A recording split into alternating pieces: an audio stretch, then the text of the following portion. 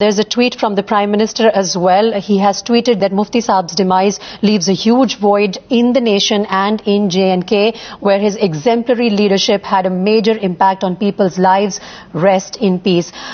Also, the Prime Minister goes on to tweet, what stood out about Mufti Saab was his statesmanship. In his long political journey, he won many admirers across the political spectrum, and then he says that Mufti Saab provided a healing touch to Jammu and Kashmir through his leadership. He will be missed by all of us. Condolences to his family and supporters. मैं कह सकता हूं कि इससे और भी कोई अफसोसनाक बात हो नहीं सकती। बहुत ही शॉकिंग है और पूरे स्टेट के लिए और पूरे देश को इससे बहुत नुकसान हुआ।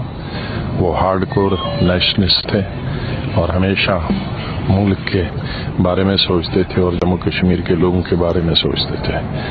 अभी उनको बहुत कुछ स्टेट के लिए करना था और आज भी आखिरी वक्त तक वो जम्मू कश्मीर के लोगों के लिए काम करते करते इस दुनिया से चले गए।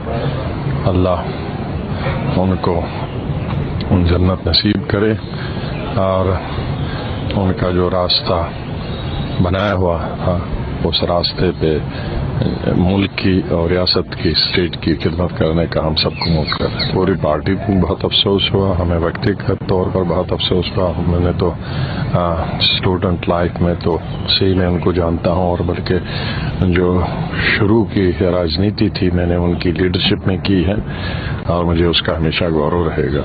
वो बहुत ही सेकुलर आदमी रहे और बहुत ही हार्ड वर्किंग रहे और नेशनलिस्ट रहे। उनके निधन से जम्मू कश्मीर को भारत के साथ जोड़ने की मुख्य धारा का एक स्तंभ आज गिर गया। हम पार्टी उनकी इस आकस्मिक मृत्यु पर गहरा दुख प्रकट करती है। जम्मू कश्मीर के विकास के लिए बहुत काम किया और एक स्टेटमेंट्स के रूप में उन्होंने प्रदेश को आगे बढ़ाने का काम किया। ये दुखदाई खबर है, कुछ दिनों से वो बीमार चल रहे थे। मैं उनकी आत्मा को शांति मिले और परिवार को शक्ति मिले कि इस दुख भरी घटना को सह सके और उनकी आत्मा को शांति मिले, यही मेरा